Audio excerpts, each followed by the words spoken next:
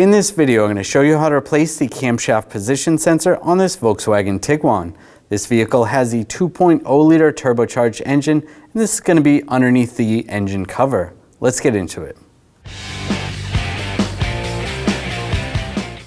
I'll take the engine cover, I'll just pop it up, slide that off, I'll disconnect the connector right here, just push down on the tab, and slide that out. Using a T30 socket, we're going to take the screw out.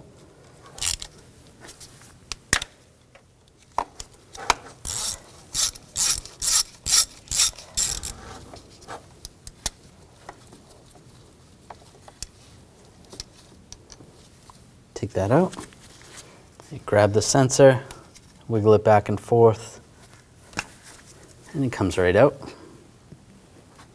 Just take a rag, just clean up this area a little bit. You can use a little brake parts cleaner if you want to.